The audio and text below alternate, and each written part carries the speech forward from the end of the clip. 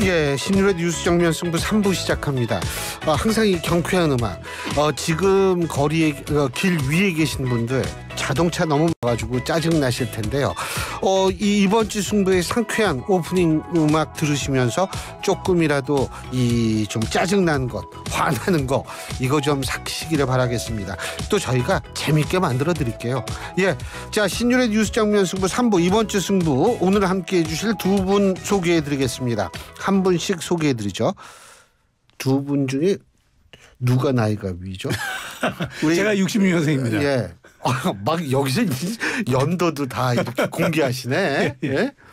더 어리죠? 예. 그렇죠. 자, 그러면 우리 최수영 시사평론가 나와 계십니다. 어서 오십시오. 안녕하십니까. 반갑습니다. 네. 아이고. 저는 메타보이스의 김봉신 이사님이십니다. 안녕하세요. 예, 안녕하십니까. 예, 저는 이게 항상 그 장기 유서 이런 그 유교적 사고가 아직 저를 많이 지배하고 있어서 이 나이가 많은 분부터 이제 소개해 드려야 되는데 이게 머리가 허옇하고 이게 나이가 또 이게 이 많은 건 아니거든요. 얼굴이 동안이세요, 우리 최수영. 네, 감사합니다. 근데 뭐 저 그 장유유서 좋아합니다. 그러면 우리 고전적으로 특히 네. 이제 제가 요새 그 OTT에서 고려 거란 전쟁을 자꾸 보니까 이 유교적 사고가 강화가 되는 것 같소. 그 옛날 사고는 뭐 이렇게 말투가 그런지 모르겠어요. 예. 자, 이게 어쨌든 그래도 난 두 분 오늘 늦으실까봐. 예, 제가 힘들었거든요.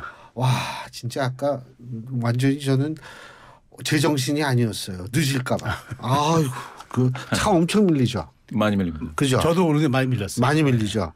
이게 아마 명절 때문에 그렇죠, 아마 이렇게 맞아요. 되는 것 같아요. 근데 뭐 어쨌든 명절 분위기도 나고 예, 그 다 좋은데 그 여러분들은 지금 어디에 계신지 모르겠지만 저희가 너무 심각하지 않게 좀 쉽게 풀어드리도록 하겠습니다. 자, 이번 주 승부 시작하죠. 먼저 우리 최수영 평론가님 승자 뭡니까? 누굽니까? 저는 한동훈으로 꼽았어요. 한동훈. 예. 예. 왜냐하면 한동훈 위원장이 처음부터 이제 586 정치청산 그다음에 뭐 시대교체 막 이런 걸 내걸었잖아요. 예. 정치개혁. 예. 처음에 이 아젠다가 좀 뜬금없다 뭐 이런 얘기들이 있었는데 예. 이게 먹히고 있는 것 같아요. 왜냐하면 이번 주 이재명 대표가 신년 기자회견에서 예. 검사 독재 청산이 이번 선거의 시대 정신이 돼야 된다는 식으로 얘기했잖아요. 예. 말려든 거예요. 원래 조지 레이코프가 쓴 코끼리는 생각하지 마 해보면은 예. 코끼리를 생각하지 말라면 할수록 자꾸 코끼리가 떠오르잖아요. 그러니까 상대의 프레임 전쟁에 말리면 안 되는데 이재명 대표가 이게 먹힌다고 판단하니까 말린 거예요. 그래서 저는 한동훈 위원장이 어쨌든 뭐 윤한 갈등에서 뭐 승자라기보다는 프레이밍 전쟁에서 총선 중요한 게 프레이밍인데 거기서 제가 보기에 조금 남는 장사를 한 것 같다라는 생각이 예. 들어서 승자를 꼽았습니다. 그 코끼리 말씀하시니까 이 코끼리가 사실은 이 코끼리 권리에 대해서 조금 우리가 생각해야 되는 게 코끼리를 생각하지 말라고 했죠. 예. 이게 뭐냐면 방 안에 코끼리라는 얘기도 있어요. 그렇죠. 방 안에 그죠? 코끼리. 예, 그렇죠. 이게 왜 코끼리만 전부 등장하는지 좀 억울할 측면이 있을 거라는 생각도 들어요. 예, 어떻게 동의하십니까? 코끼리가 좀 억울할 것 같죠? 예. 예. 그냥 억지로 예. 아유 대답하시더라고 수고 많으셨어요. 예. 아니 근데 이게 프레임에 말렸다 동의하세요? 글쎄 이제 그 프레임이 뭐 의미가 없다라는 것은 아닌데요. 이게 시대 정신이라는 거는 약간 좀 과하다라고 저는 생각을 합니다. 그러니까 운동권 척결이다. 이 척결이라는 게 시대 정신일 때가 있기는 있는데 심판론 뭐 이렇게 표현할 수도 있겠죠. 있습니다. 당연히 있는데 지금으로서는 이제 한동훈 이분이 이제 미래 권력으로서 이제 등장한다고 한다면 그리고 지금에 있어서 사실 지난 한 30년 동안 지배했던 어떤 87 체제를 좀 민주주의 고도화라는 측면에서 내면화라는 측면에서 이제 고민을 한다면 지금 이제 사실은 86 운동권의 청산이라기보다 좀 더 새로운 비전을 제시해 줬으면 더 좋았겠다라는 생각은 들거든요. 가령 과거에 보시다 보면 이제 새마을 운동도 사실은 그 노름하지 말고 우리 잘 살아보자 뭐 이렇게 얘기했지 않습니까? 그럼 새마을 운동이라고 했을 때 그게 상징하고 있는 그 내포하고 있는 아주 중요한 가치는 잘 살아보자라는 것이지 사실은 노름 같은 거 하지 말자. 노름 심판론이 아니라 그게 아니었다는 거죠. 그렇게 따지면 이제 86세대가 이제 물러나라. 라고 했을 때 이제 정확하게 평가하고 그동안 이제 뭐 군부 독재를 뭐 타도하는데 열심히 노력하고 민주화를 이뤘다고 하는 건 인정하겠지만 지금은 이제 세상이 바뀌었으니까 86세대가 아닌 한동훈은 또 X세대 아니겠습니까? 뭐 X세대가 등장해서 우리는 좀 세상을 이렇게 보니까 시대 정신은 이거다라고 무엇인가 가치를 내놓아야 되는데 그렇지 않다라는 것이죠. 그냥 안티테제에 계속 있고요. 이 86 세대가 퇴진론 이런 거는 사실은 지금 처음 나온 얘기가 아닙니다. 이 프레임은 아주 지금 오래된 거를 다시 이제 재활용하고 있다라는 평가를 할 수가 있을 텐데 그래서 저는 한동훈 이 위원장이 조금 더 세련되고 조금 더 많은 국민들의 마음을 좀 사로잡기 위해서는 조금은 좀 새롭고 그러면서도 많은 국민들 특히 중도 성향이신 분들 마찬가지로요. 그런 분들의 어떤 먹을거리 우리 대한민국이 앞으로 살아가야 되는 그 지점을 향해서 무엇인가 이제 깃발을 던져줘야 된다. 휘둘러줘야 된다. 이런 생각을 좀 해봤습니다. 지금 반박이라기보다는 제가 부연 설명 좀 해야 될 필요가. 그러니까 김 이사님 말씀에 제가 동의할 부분이 많은데 왜 제가 프레이밍에서 한동훈 위원장 승자냐 이거 사실 과거에 있던 얘기를 또 소환한 거예요. 새로운 건 아니에요. 근데 다만 한동훈 위원장은 정치 신인이에요. 그러니까 이제까지 기존 정치에 빚진 것도 없고 알려진 것도 없어요. 그러니까 본인이 새로운 신인으로 꺼내들 수 있는 적합한 카드를 꺼내든 거예요. 근데 거기에서 좀 더 나아가서 담론을 얘기한 거예요. 586을 청산하는 게 능사가 아니라 고인물 정치를 우리가 좀 이제는 몰아내자. 그리고 새로운 시대 교체를 통해서 우리가 정치 선진화를 한번 가보자라는 담론을 던진 거예요. 그래서 구체적으로 이제 국회의원 임기 줄이는 거 그다음에 비용 줄이는 거 이런 건 이제 그런 건 제가 보기에 강론의 이야기인 거고 큰 틀에서는 이대로 정치가 우리 사회의 발목을 잡아서는 안 된다. 오류 정치다. 그러니까 이 시대 교체를 통한 것을 가야 되는데 타겟팅을 이제 586을 하면서 고인물 청산을 얘기한 거지 이게 반드시 안티테제로서만 존재하는 건 아니고 시대 교체라는 담론을 던졌기 때문에 이재명 대표가 맞받기가 애매하니까 검사 독재라는 좀 이른바 좀 말도 안 되는 얘기를 꺼내들고 반박한 게 그 자승자박이 좀 됐다고 봐요. 근데 어쨌든 비전한 거 김봉신 이사님 말씀도 저는 동의를 하는데 정권 심판론도 비전은 아니잖아요. 물론 마찬가지입니다. 그렇기 때문에 이제 더불어민주당도 사실은 이번 총선을 대하는 그 총선과 관련된 총선 전략이라고 했을 때 그게 이제 심판론에 지나치게 의존한다고 하면 그건 굉장히 사실은 위험하죠. 더불어민주당 입장에서는. 방금 말씀 주신 것처럼 이번 선거가 정부를 평가하는 중간 선거의 의미를 담고 있고 그래서 굉장히 이제 회고적 그 투표 성향을 굉장히 자극하는 그래서 이제 심판론이 먹혀들 것이다. 이런 어떤 주장들이 강한 것은 맞고요. 거기에는 윤석열 대통령과 관련된 부정률이 높기 때문에 그게 이제 그렇게 흘러갈 것이다라는 주장도 저는 틀린 주장은 아니라고 생각하지만 거기에만 의존할 수 없죠. 왜냐하면 정당 지도로 보면 양당이 거의 대등하게 지금 계속 가고 있습니다.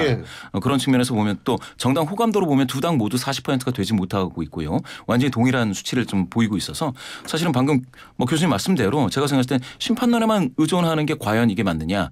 잘하기 경쟁을 해야 맞는 것은 지금도 분명히 맞다. 총선에도 그게 적용돼야 된다. 이렇게 생각을 합니다. 제가 이제 한 가지만 좀 더 여쭤볼게요. 1월 30일부터 2월 1일까지 한국갤럽 자체 조사고요. 전국 18세 이상 1000명을 대상으로 한 전화조사한 인터뷰 형식의 여론조사입니다. 자세한 내용은 중앙선거 여론조사 심의위원회 홈페이지를 참조하시면 되는 여론조사를 보면 대통령 지지율이 20%로 떨어졌어요. 어떻게 평가하세요? 이거는 국민들이 대통령 국정 운영 방식에 보다 적극적으로 동의하지 않는 거죠. 과거에는 좀 소극적으로 30%대는 그나마 소극적 비판이었지만 이제는 적극적 비판이 됐다고 봐죠. 자, 이렇게 되면 국민 4명 가운데 3명이 지금 대통령의 또 통치스타일이 싫다는 거잖아요. 국정 방향이 싫다는 거잖아요. 이건 중요하죠. 그러니까 한 명이 아무리 커버하려고 노력해도 셋을 이길 수가 없어요. 그렇다면은 이제는 대통령이 공을 받은 거예요. 사실은 이렇게 계속 갈 것인지. 그러니까 지금 그 기자회견 방식까지도 얘기가 나오잖아요. 그러니까 소통도 안 되고 등등 여러 가지가 나오는데 기본적으로 가장 중요한 건 대통령이 어떻게 보면 국정 운영을 본인이 자기 아집으로만 하고 있다라는 걸 국민들이 지금 계속 비판하고 있는 지점이 너무 높아가지고 근데 이게 계속 이제 4월까지 가면은 원치 않든 정권 심판은 구도로 갈 수밖에 없어요. 그래서 이 점은 여권이 좀 심각하게 고민해야 될 과제라고 봐요. 네, 그렇죠. 자, 우리 김봉신 이사님. 예. 승자. 예. 승자. 저는 이제 녹색정의당의 이제 이자스민 의원을 꼽았습니다. 재선 의원 되셨어요? 예. 재선이죠. 재선이죠. 새누리당 때 했으니까. 그렇습니다. 새누리당에서도 그때도 아마 제 기억에는 비례로 하셨던 거예요. 맞아요. 그런데 이제 제가 이분을 승자로 넣은 이유는 사실 이제 이기는 방법은 여러 가지가 있는데 버텨서 이기는 것도 이기는 거다. 아, 그럼요. 그렇죠. 네. 왜 그러냐면 비례 계승 선순위에 박창진 그리고 배복주 이런 분들이 계셨는데 그렇죠. 중간에 이제 나갔잖아요. 예, 정의당이 막 이렇게 내부적으로 약간 소란스럽기도 하는 과정에서 탈당을 하게 되는데요. 아 근데 이자스민 이제 이분은 계속해서 꾹 버티고 남아서 결국은 의원이 됐다. 120일 국회의원 하는 120일 국회의원 하는 거죠. 어쨌든 재선이에요. 예. 어휴, 상당한 거죠. 대단한 예, 예, 예. 대단한 거죠.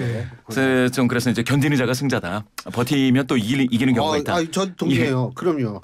그리고 그 사실 그 이제 우리나라의 귀화한 그 네. 국적을 바꾼 그런 경우에 재선까지 한 경우가 외국 사례도 그렇게 흔하진 없어요. 않아요. 없죠. 예. 그래서, 그러니까 대단하신 분이죠. 그래서 이 절목 이 대목에서 생각나는 것 그러니까 예. 강한 자가 살아남는 게 아니라 살아남는 자가 강한 거다라는 명구가 또 떠오르지 않습니까? 갑자기 여러 가지 생각이 떠오르게 됩니다. 예. 예.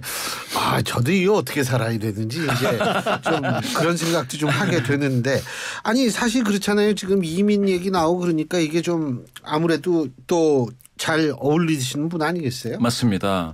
이 시대에서 우리나라가 이제 점점 다양한 많은 분들이 이제 모이고 있고요. 그래서 타국에서 태어나셨지만 우리 강산에 이제 뼈를 묻으시는 그런 분으로서 이주에 오신 노동자라든지 여성분들 그리고 다문화 가정 이렇게 지켜주시는 그런 좋은 희망의 정치를 해주시면 더할 나위 없이 좋을 것 같습니다. 제가 이분하고 예전에 인터뷰를 한 번 한 적이 있어요. 제가 아마 아침 프로 할 때 인터뷰를 했던 기억이 있는데 그죠? 예, 우리 신동진 PD님하고 그때도 같이 했었는데 그때 우리가 했었는데 한국말이 약간은 서투르지만 그렇죠. 최대한도로 노력을 하셔가지고 저는 그 노력하고 거기에서 정말 그 진지함에 굉장히 감명을 많이 받았어요. 이민 근데 찬성하세요? 저는 그 사실 지금 한동훈 위원장이 법무장관 재직 시절에 가장 큰 자기 과업으로 사실 이민청 설립을 꼽았잖아요. 그래서 그걸 직접 그 당시 국민의힘 원내 의원총회 가가지고 설명도 하고 그랬잖아요. 그러니까 저는 지금 그 이자스민 의원도 지금 여러 가지 이제는 이주민 정책 주무부처가 필요하다고 얘기하는데 우리 인구 절벽 사회에서 앞으로 우리 대한민국을 유지하는 가장 인구 유입 중에 하나가 저는 이민이라고 봐요. 이건 현실이에요. 이제 이런 것을 거스르고 이제 마치 순혈주의로 물론 우리가 순혈주의에 국한하는 나라는 아닌데 그럼에도 불구하고 그런데 배척하거나 혹은 정서적으로 약간 거리를 두려고 하는 이런 생각들이 있으면 이건 버려야 돼요. 이제는 보다 적극적으로 이제는 뭐 다원화된 사회에서 이건 어쩔 수 없는 거스를 수 없는 현실이잖아요. 그렇다면 이번 기회에 이자스민 의원도 4개월 국회의원을 하고 한동훈 위원장도 어쨌든 여당의 비대위원장으로서 역할을 하니까 이런 점에 접점을 찾아보는 것도 총선에서 또 하나의 하는 포인트가 아닌가 그런 생각이 들어요. 예. 제가요. 그 작년 1월 요맘때예요. 제가 독일에 있었는데 제가 독일에서 유학할 당시에는 외국인이 없었어요. 그런데 이번에 가니까 외국인밖에 없어요. 다시 말해서 레스토랑에 가도 전부 외국인이고 그러니까 이게 너무 생소한 거 너무 바뀐 거예요. 예? 심지어 베를린의 일부 지역에서는 레스토랑 가가지고 영어로 시킨다는 거 아니야 독일에서. 네? 굉장히 그 독일어가 쓰는 게 강한 나라인데. 제가 볼 때는 요새 이제 AI 폰까지 나와가지고 제가 볼 땐 더 그렇게 될 것 같아요. 제 친한 친구가 독일 모 대학 교수인데 물론 독일이에요. 근데 이 친구가 이제 저랑 한 2주 3주에 한 번씩 이 화상통화를 하거든요. 근데 이 친구 얘기하는 게 뭐냐면 걔 그 박사과정 중에 외국 학생들 있죠. 독일어 거의 못하는 학생이 많다는 거예요. 그래서 아니 그럼 어떻게 하니까 뭐 영어로 강의는 하고 AI가 있기 때문에 제가 그거 보고서 세상이 참 많이 변한다는 생각이 드는데 우리나라도 좀 그런 것들 이렇게 한번 이렇게 좀 보면서 여러 가지 좀 합리적인 생각을 갖으면 좋겠다는 생각이 듭니다. 예. 자, 그러면 3부는 여기서 줄이고요. 잠시 뒤 4부에서 얘기 계속하죠. 신율의 뉴스 정면 승부 4부 시작하겠습니다. 3부에 이어서 이번 주 승부 계속 이어지는데요. 지금 이 자리에는 메타보이스의 김봉신 이사, 최수영 시사평론가 두 분 나와 계십니다. 자, 최 평론가님. 네. 패자. 저는 이재명 대표 기자회견 아까 말씀드렸는데 왜? 이재명 대표 기자회견이요? 예, 저는 왜 그러냐. 아까 프레이밍 전쟁에 말린 것도 하나의 이유지만 두 번째는 뭐냐면 이재명 대표가 여기에서 허공에다가 그냥 주먹질을 한 거예요. 그 정말 말하자면 우리가 메시지가 힘을 가지려면 구체적으로 킬링 메시지가 돼야 돼요. 귀에 탁 달아붙은 게 와야 되는데 허망한 얘기들 정권 심판론 얘기 뭐 야당 대표가 할 수 있지만 너무 뻔한 얘기를 계속 반복했고 그리고 백브리핑에서 기자와 일문일답에서 제가 가장 큰 패착은 뭐냐. 자신의 테러에 대해서 음모론을 제기한 거예요. 본인이 서울대병원 퇴원하면서 뭐라 했어요. 이건 적대와 증오의 정치가 난 산물이라서 이건 우리가 극복해야 정치 과제로 극복해야 한다고 얘기했는데 한 달도 안 돼가지고 배후론이 있고 대통령의 이념 전쟁이 불러일으킨 마치 이런 원인이라고 이제 얘기하면서 그리고 여기에 대한 무언가 배후가 있고 이거 왜 개인 범죄로 이거를 자꾸 치환하느냐. 이거 저는 그런데 이게 책임 있는 야당 대표가 아니에요. 최소한 본인도 알잖아요. 우리가 지금 양자로 관련이 이 적대적인 증오정치 끝없는 증오정치 지금 한 조사 결과를 보면요. 그 각 정당 지지 국민과 국민의힘과 민주당 지지자 45%가 상대 정당 지지하는 사람과는 밥도 먹기 싫고 얘기도 섞기 싫다는 조사가 있었어요. 원래 이게 사회적 거리에서 중요한 또 척도 중에 하나입니다. 그런데 이걸 거론해가지고 공당의 대표가 과연 이거를 음모론으로 갈 수 있나. 그래서 오히려 저는 이 총선 전략에 너무 조급증이 이런 결과들을 만든 게 아닌가 싶어서 패자로 꼽았습니다. 예, 어떻게 보세요? 아니 설명을 들으니까 뭐 그렇게 보실 수 있겠구나라는 생각을 저는 지금은 하게 됐고요. 그런데 이제 저는 이제 요 메시지 중에서 경제 전쟁 저출산 민주주의 이거 이제 뭐 4대 위기가 진단이 됐지 않습니까? 그건 그건 괜찮았어요. 정책으로서는. 예. 그런데 저는 이 네 가지가 다 중요한데 네 가지가 다 중요하니까 좀 뭐랄까 좀 뭐가 더 중요한지 이거를 좀 강조하는 그게 돼야 되지 않나 하는 생각이 들었거든요. 가령 그러니까 저는 이제 저출생 문제 요거를 확 뭔가 이렇게 좀 아까 말씀하신 킬링 메시지라고 하셨는데 그렇게 딱 부러지게 이거의 문제다라고 해서 그렇죠. 확 풀어나간다거나 했으면은 더 좋았겠다라는 생각을 해봤습니다. 근데 이제 잊어먹었는데 기본 출생 기본소득. 출생 기본소득인가 그 얘기도 했죠. 예, 했죠. 예. 근데 그거 저 실현성 없어요. 왜냐하면 민주당이 지금 내건 그 저출생 기본 공약들만 모아도 28조 원인데 이거는 더 비용이 들어가거든요. 근데 앞으로 그러면 청년들 빚내 가지고 도와줬는데 그 도와준 게 전부 나중에 빚이 되면 또 어떡합니까? 이건 또 어떻게 해야 돼요? 그러니까 이것도 고민을 해봐야 될 지점이에요. 어떻게 보세요, 그거는? 저는 평론가님 말씀에 이제 많은 부분 동의하는데 이 부분에 대해서는 그러니까 저출생 정책을 지금까지 펴왔을 때 이제 조 단위로 많은 돈이 이제 예산에 투입됐지 않습니까? 네. 그런데 실제로 청년들한테 얼마가 돌아갔는지 가령 보육이라든지 뭐라고 할까요? 결혼 의욕 그러니까 혼인 의욕을 고취시키는 데에 얼마나 투입이 됐는지를 한번 좀 성찰적으로 좀 봐야 된다라는 생각은 들어서요. 저희가 그러니까 이 저출생을 극복하자 또 과거에는 저출산을 극복하자 뭐 이렇게 해서 나왔던 정책들에 대해서는 제가 생각할 때 지금 걱정하시는 그 예산 규모 있지 않습니까? 그거보다는 덜 들어갈 수도 있고 해서 저는 그러니까 앞에 우리가 가지고 있는 목표 지점이 있다면 조금 더 논의를 좀 할 필요는 있겠다. 예, 여야가 힘을 합쳐서요. 뭐 그렇게 좀 생각이 들고 그래서 저는 지나치게 이 문제가 이 청년들이 약간 뭐 정신력이 안 좋다 뭐 이런 식으로 해석이 된다든가 거시경제 지표를 봤더니 청년들이 뭐 아이를 낳지 않기 때문에 우리나라는 언젠가 망한다 뭐 이런 얘기들을 하는 게 별로 도움이 되지 않고 사실상 솔직히 말씀을 드리면은 50세 이상의 어떤 기성세대들이 지금 가지고 있었던 건 체제를 좀 많이 바꿔서 청년들한테 자연스럽게 혼인하고 출산을 하더라도 출생률을 높일 수 있는 그런 자연스러운 문화가 형성이 될 수 있게 그렇게 좀 했으면 좋겠다는 생각은 있습니다. 예, 지금 최수영 시사평론가님께서 말씀하신 45%가 밥 먹고 싶어 하지도 않는다. 이 여론조사는 1년 전에 실시한 조선일보의 여론조사입니다.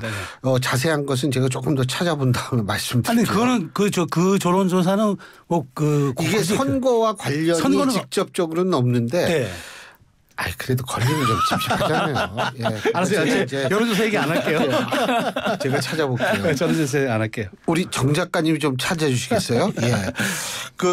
그런데 진짜 저는 이 여러 가지 다 좋은데 진짜 그거 조금 이 이념 전쟁이 정치 테러를 양극화를 초래하고 이 정치 테러가 된다라는 거는 조금 좀 그런 생각은 들더라고요. 뭐 어떤 생각이 드냐면 이게 예를 들면 송영길 전 대표에 대한 망치 테러는 같은 진영이 있어서 발생한 그렇죠. 거고. 배현진 의원. 예, 배현진 의원도 반대쪽이지만 리포트 뭐 대사의 테러, 그렇죠. 예. 박근혜 전 대통령의 커터칼 테러, 그 다음에 원희룡 제주지사 당시에 그렇죠. 있어서의 어떤 그런 것들, 김성태 의원의 원내대표의 이 국회에서의 정치 테러 이런 거는 사실은 대부분은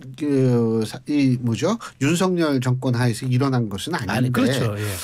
그 진단에 대해서는 저도 조금 더 깊게 좀 생각해 볼 필요가 있다라는 생각은 듭니다. 근데 우리 김봉신 이사님 패자. 예. 저는 이제 패자로서 대통령실 이태원 특별법과 관련된 와 관련된 거부권 행사를 보면서 저는 이거는 패자다라는 생각이 들었습니다. 이게 사실은 거부권 행사한 주체가 이제 대통령이다 이러면 윤석열 대통령이 패자다 이렇게 표현을 할 수도 있었겠는데 제 생각에는 이건 대통령실에서 전체적으로 좀 그 책임을 나눠줘야 되는 것은 아닌가 하는 생각이 들었고요. 제가 이제 이게 패자라고 하는 거는 뭐 다른 것보다도 사실은 반복되는 거부권이 국민 다수가 굉장히 아쉬워하고 있습니다. 이렇게 되면 뭐냐면 사안마다 이거는 거부권을 행사하고 안 하고가 있어야 되는데 이게 무조건적인 거부권이 행사가 된다라는 측면에서 좀 봐야 될 것 같고요. 오늘 아까 설명하셨던 그 한국갤럽 조사에서 대통령 그 긍정률이 2%포인트 하락해서 20%대로 이제 내려앉았는데 그 부정평가 중에 거부권 행사가 3%포인트 많아져서 5%가 됐습니다. 그러면은 사실은 이거는 지금까지 거부권 행사만을 여론조사했을 때는 이게 굉장히 좀 높은 비율로 나왔었던 것들이 바로 오늘 한국갤럽 조사에서 그대로 좀 나왔다라는 것이어가지고요. 이거는 앞으로도 별로 이게 국정 운영하는 데 있어서 별로 도움이 되지 않는 그런 사건이 됐다라는 생각 때문에 이게 패자일 수 있다. 네, 저는 이제 김 이사님 말씀 들으면서 무슨 생각이 드냐면은 김건희 여사의 특별법, 그 도이치모터스 특검법이죠 정확하게. 그거하고 이번에 그 이태원 참사 특별법에 대해서 대통령실 거부권 행사한 게 온당했느냐. 그리고 그게 정무적으로 판단을 잘 한 거냐. 이 점은 저도 논란의 소지가 많다고 봐요. 그런데 이제 다른 법들 있잖아요. 안곡관리법이라든가 간호사법이라든가 그다음에 뭐 이런 법들은 사실은 민주당이 저는 그 굉장히 프레임을 짜고 공을 말하자면 대통령실 넘긴 거예요. 그러니까 이게 진영 간 갈등도 첨예하고 직역 간에 논란이 있는 사안들을 여야가 어떻게든 숙성시켜서 아니면은 총선의 공약으로 꺼내놓고 자 여러분 선택해달라고 하는 방식도 있었는데 굳이 그걸 가지고 대통령실이 해볼 테면 해봐라는 식으로 거부권 넘긴 것 이거는 정치의 기능을 저는 형해한 거라고 보기 때문에 이 점에 대해서는 대통령실이 좀 거부권을 행사하고 다시 한번 논의해보자라고 한 건 저는 동의할 지점이 많은데 이 두 부분은 사실 저도 조금 아쉬운 생각은 드는 포인트입니다. 네. 그 두 가지 여쭤보죠. 김 이사님은 중대재해처벌법 지금 이제 시행이 되는데 그거 좀 고치자고 얘기하는데 잘 얘기가 안 되는 건 어떻게 평가하세요? 유예와 관련해 가지고 민주당이 글쎄 그 부분에 대해서는 저는 조금 더 논의가 좀 필요하다라고는 생각을 합니다. 논의가 필요하다라고 생각을 하는 거는 그 중대재해기업처벌법이 반드시 필요하고 그 법이 이제 적용이 돼야 함에도 아직 준비가 안 되어 있는 기업들을 어떻게 지원을 할 것인가라는 것들에 대해서는 그거는 정치권뿐만이 아니고 산업계 전반이 좀 노력해야 될 부분이라고 생각을 합니다. 근데 아닙니다. 제가 생각하는 거는 민주당이 총선을 지금 60일 목전에 그러니까 60여일 목전에 뒀다고 너무 강성 지지층의 눈치만 보는 것 같아요. 왜냐하면 대통령실과 여당이 그 재안전청 설립을 조건으로 한 민주당의 조건을 받기로 했잖아요. 그러면 상대당이 조건으로 거는 거를 받았으면 그 조건에 부합하는 예의를 그러니까 응대를 해 주는 게 그게 예의인데 다시 의원총회 가져가서 우리 협상 못 하겠다? 이거 그냥 그대로 시행한다? 그거는 저는 책임 정당이 아니라고 봐요. 그러니까 정당이 말을 꺼냈고 상대당과 협상할 때 옵션을 걸었으면 그 옵션을 상당히 들으면은 거기에 합당한 대응을 해줘야죠. 근데 그렇게 안 했잖아요. 그렇게 안 한 거는 지금 이 분위기에서 정말 또 노동자층 저도 안전은 무조건 이거는 선결돼야 할 조건은 맞는데 그렇죠. 그럼에도 불구하고 또 이렇게 말하자면 준비가 안 된 지금 김 이사님 말씀하셨지만 상당 부분의 자영업자들이 준비가 안 됐다고 얘기하고 조금만 더 시간을 달라는 거예요. 이게 안 하겠다는 게 아니라 그렇다면 시간을 주는 게 맞지 않는가요? 정치의 영역이 갈등 조정 아닌가요? 저는 그런 점에서 민주당의 대응 매우 아쉬워요. 근데 그러고 아까 29% 말씀하셨는데 거기에서 예를 들면 5%가 이 거부권 행사 때문에 5%가 이제 응답자의 5%가 지지할 수 없는 이유로 들었다고 말씀을 하셨잖아요. 예, 부정평가자의 5%죠. 그죠. 그러면은 6%는 김건희 여사에 관련된 걸로 기억하고 있거든요. 저는. 예, 6%가 이제 그렇죠? 지난주에 9%였다가 3%포인트 빠져서 이제 6%가 됐습니다. 근데 이 문제를 어떻게 해야 될 거라고 보세요? 어느 문제요? 이 김건희 여사 명품백 수수 논란 그냥 묻어두고 가는 건가요? 글쎄요. 지금 이렇게 묻어두고 가가지고는 제 생각엔 대통령실 이게 이제 왜냐하면 대통령에 대한 부정률이 너무 높아졌어요. 이게 김건희 여사 문제가 9%로 등장한 게 지난주거든요. 그렇죠. 예, 오늘이 아니고 지난주였는데 그때 부정률이 5%포인트 높아졌습니다. 부정률이. 그러면서 김건희 여사 문제가 갑자기 부정평가자 중에서 9%가 돼버렸습니다. 그리고 이 김건희 여사 문제를 거론하고 논의하기 시작한 게 야당 발이 아니고 여당 발이었어요. 여당 쪽에서 먼저 문제 제기가 되면서 이렇게까지 이제 확산이 됐는데 그렇게 됐을 때 지금 거부권 행사 문제가 떠오르면서 이게 약간 빠졌다고는 하지만 6%면 결코 작지 않습니다. 과거에는 뭐 1%, 2% 정도로 나타나다가 지금 6%라는 거는 김건희 여사 문제 때문에 대통령을 부정평가하기 때문에 총선에 나가는 다른 뭐 후보들 있지 않습니까? 여권에 있어서의 후보 그분들에게도 거기에 대해서 연대 책임을 물을 수 있는 분위기가 돼 가고 있다. 이거는 여권에 굉장히 부담이 되고 하방 압력이 되는 거죠. 그렇게 따지면은 무엇이라도 조치가 있어야 된다. 그러면 이제 사과를 하면 되는 거냐? 사과할 필요가 없는 거냐? 사과를 입장 표명과 사과를 한 이후에 끝나는 거냐? 아니면 수사가 필요한 거냐? 여러 가지 논란은 있는데요. 논란은 있는데 누군가는 매듭을 지어야 돼요.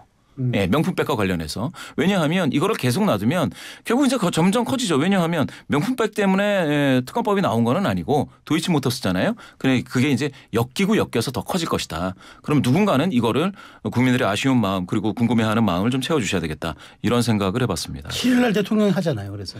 그 얘기 할 거라고 보세요? 어느 수준까지? 저는 최소한 한동훈 위원장이 뭐라고 워딩을 했습니까? 국민이 걱정할 만한 부분이 있었고 그다음에 이 문제는 국민의 눈높이에서 봐야 한다고 공을 넘겼잖아요.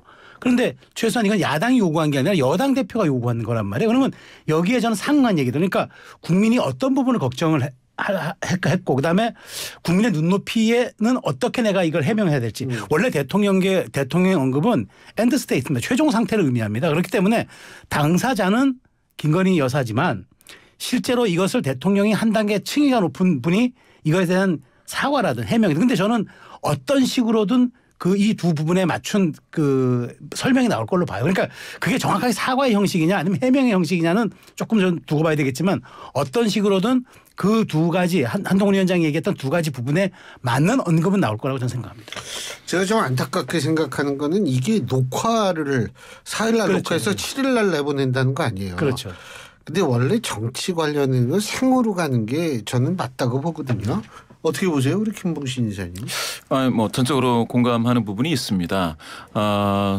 아무래도 언론 앞에서 좀 당당하고 좀 이런 모습을 보이는 그런 국가 지도자를 많은 국민들이 원하고 있습니다. 또 직접적인 소통 그리고 듣기뿐만 아니라 대답도 해주는 응답하는 어떤 그런 리더십을 강하게 요구하고 있기 때문에 지금과 같아서 녹화 방송이라고 했을 때 오히려 그러면 뭐가 이렇게 편집된 거 아닌가라는 의혹이 생기고 해서요. 좋은 말씀을 하실 수도 있는데 그게 전부 다 오히려 믿어지지 않는다. 이런 쪽으로 많이 갈 수가 있거든요.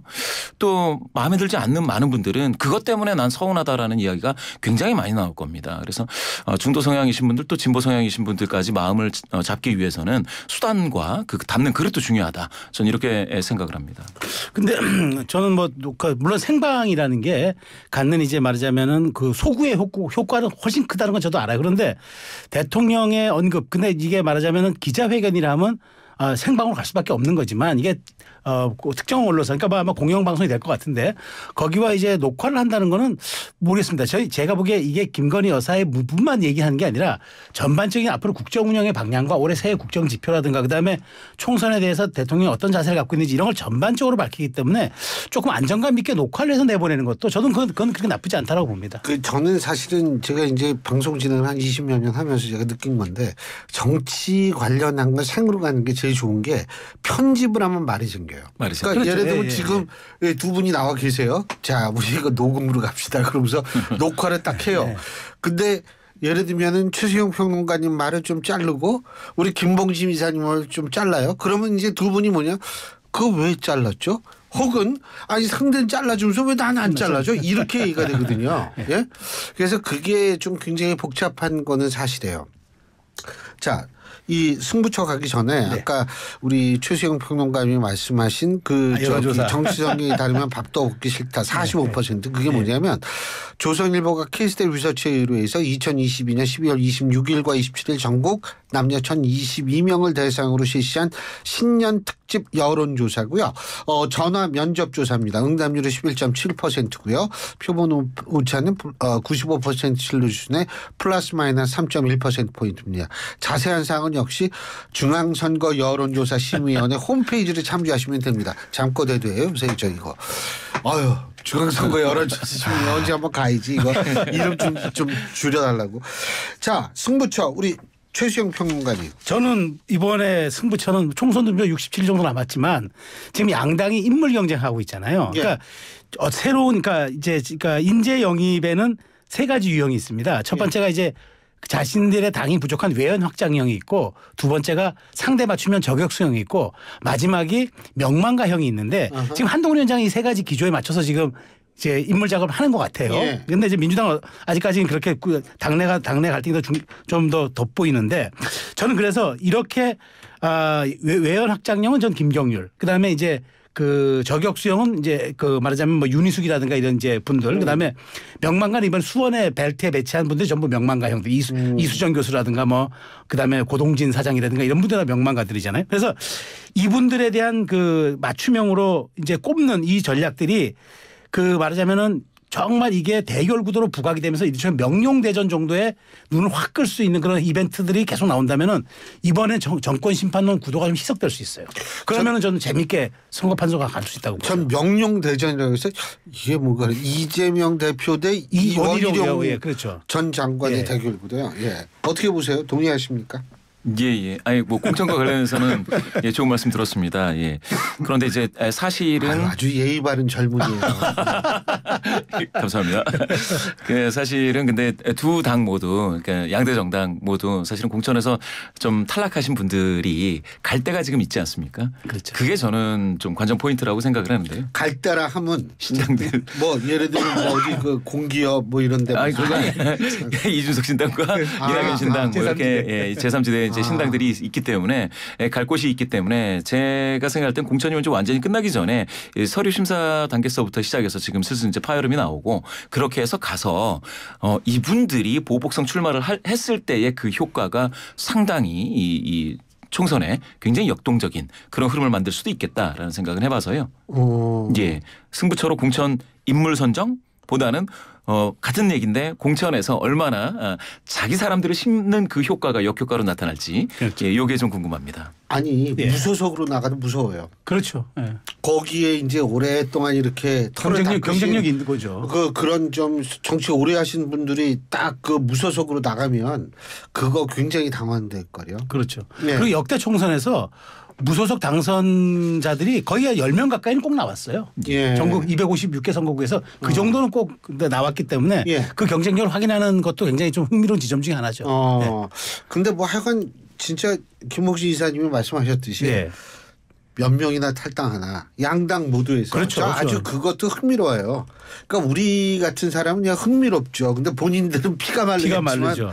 저는 흥미롭다고 보는데 몇 명이나 탈당을 할까 이런 생각도 좀 많이 들게 또 됩니다. 추가해서 한 말씀만 예, 더 드리면은 이게 이제 몇 명이라는 게 중요한 게 이제 2월 25일인가가 아마 선거관리위원회 정당 신고 기준해 가지고 이제 의석수를 주어 가지고 기호를 이제 배분하는 그 과정이 될 텐데. 그게 며칠이라고 하더라. 예. 하여튼 그게 이제 2월 말쯤 예, 어간으로 제가 봅니다. 그런데 여기에서 어쨌든 7명만 되면은 정의당 6석 3번이죠. 누르잖아요. 그럼 3번 받잖아요. 그렇죠. 그런데 이거 굉장히 큰 중요한 의미죠. 그렇죠. 이번 선거 구도가 더불어민주당 국민의힘의 그다음에 제3지대의 공식 3번이 나온다는 거는 이른바 천하 3분지계가 될 수도 있는 그런 흥미로운 또 포인트가 있어서 그래서 이제 과연 그러면 이제 그러니까 지금 그러니까 제3지대가 이준석 당의 트랙과 한 트랙과 그 이낙연계 민주에게 한 트랙으로 갈 것이냐 아니면 합쳐가지고 진짜 기호 3번의 빅텐트를 칠 것이냐 이거는 굉장히 좀 중요하다고 봐요. 왜냐하면 4부 노열된 총선이 아무리 경쟁력이 신당이 있다 하더라도 과연 이게 제대로 평가받을 수 있는 계기가 될까라는 측면을 좀 생각해 봐야 될 부분이거든요.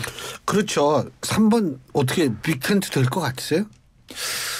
모르죠. 이제 제도가 비례와 관련돼서 그렇죠. 제도가 그게 이제 권역별로 돼버리면 아주 좋은 젊은 줄 알았더니 아주 기회주의적인 젊은이에요. 예.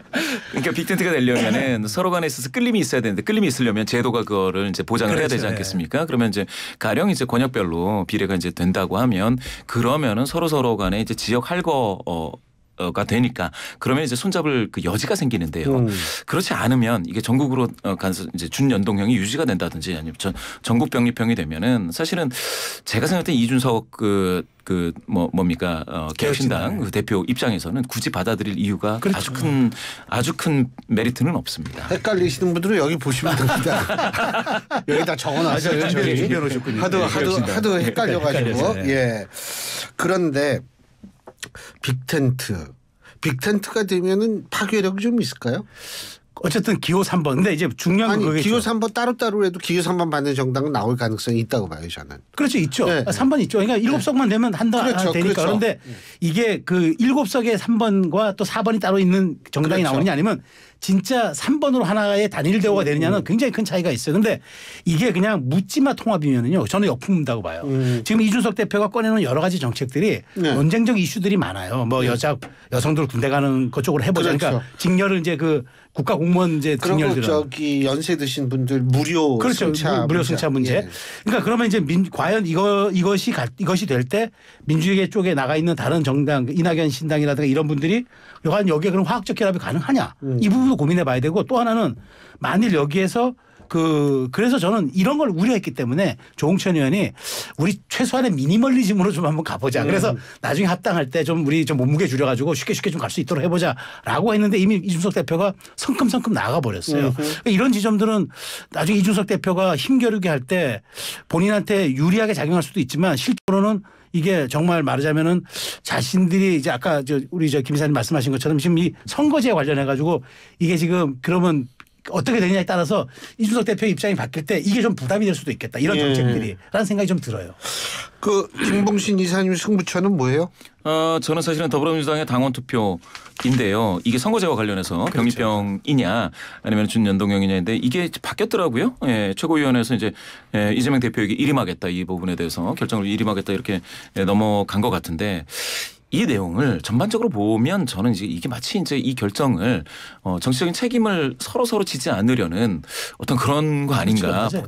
폭탄 돌리기 비슷하기도 하고 당대표 결정해 주십시오라고 이제 칼을 내미는데 칼자루를 내미는 게 아니고 칼날 쪽을 내미는 거 아닌가 이거. 그렇죠. 뭐 그런 생각도 들고 해서 과연 이게 더불어민주당이 이 문제 이 이슈를 가지고 얼마나 이게 잘 대응을 하느냐에 따라서 또 많이 좀 달라지고 또 잘못 대응하게 되면은 사실 이미지에 이제 아주 강한 충격이 있을 수도 있겠다라는 생각은 해봤습니다. 저도 100% 동의합니다. 예. 이게 사실은 얼마나 꼼수고 이게 말하자면 이게 우회로를 택한 비겁한 전략이냐면요. 선거구제 결정 아닙니까? 이걸 왜 선거제도 결정 아닙니까? 그런데 이걸 왜 전당원에게 물어봅니까? 이건 입법사항이잖아요. 그럼 의원총회에서 결정하면 될 일이고 최고위원회가 추인하면 끝나는 일이에요. 그런데 이거를 이재명 대표 또 말 바꾸기 논란이 들어가니까 그럼 전당원 투표해보자. 전당원 투표하면 우리 김 사님 잘 아시지만 응답률이 낮아가지고 강성당원들만 여기 다 들어와요. 그러면 지도부의 의중이 뭐지라고 뻔히 눈치보다 거기에 힘을 실어주는 전략이에요. 그렇게 해서 판판이 깨졌잖아요. 위성정당 그렇게 결정했죠. 지난번 서울시장 재보궐선거 또 전당 투표를 결정했죠. 민주당이 이런 식으로 명분 없이 비겁하게 우회로를 택하는 순간 바로 평가가 내렸어요. 그래서 이번에 한번 다시 또 선회한 것 같은데 이건 이재명 대표가 더 이상 말 바꾸면 안 돼요. 저는 어떤 식으로든 책임져야 된다고 봐요. 저는 거듭 말씀드리지만 솔직한 얘기로 병립형이냐 연동형이냐 일반 유권자는 관심이 없어요. 그렇죠. 사실은 예. 많은 군소정당 들어갔다. 야, 얘 그래가지고 아주 우리 목소리를 다양하게 대변하네. 그렇게 생각할 수가 있는 상황이 아니잖아요. 그래서 저는 그런데 말이에요. 그런데 이걸 전당 투표한다는 사실 자체가 의미하는 건 뭐냐면 바꾸겠다는 거 의미하는 거 아니에요? 내가 그렇죠. 얘기한 거. 그렇죠. 왜냐하면 거죠. 안 바꾸면은 그냥 하면 되는 거예요. 원래 얘기한 그렇죠. 대로 네. 하면은 이게 결국 바꾸겠다는 의미 아니에요? 그 여파가 좀 있을까요? 그렇죠. 이제 바꾼다라는 게 이제 병립형으로 갔을 때에 당장 총선에서 얻을 수 있는 의석수가 좀 늘어난다라는 어떤 그런 전략적인 판단을 할 수가 있는데요.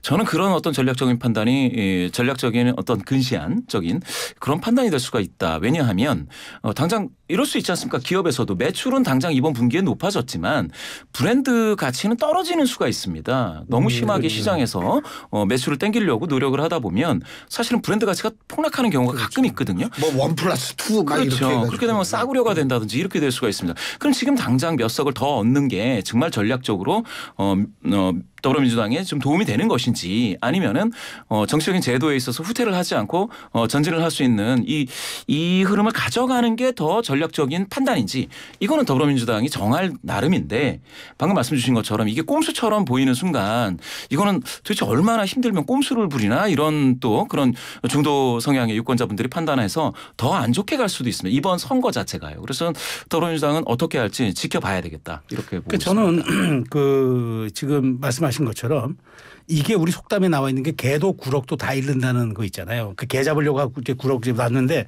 그 욕심 부리다가는 개도 못 잡고 구럭도 잃는다는 속담이 있는데 이게 그 케이스예요. 지금 거의 다 잃었어요. 지금 뭐가 나와도 욕먹기 마찬가지입니다.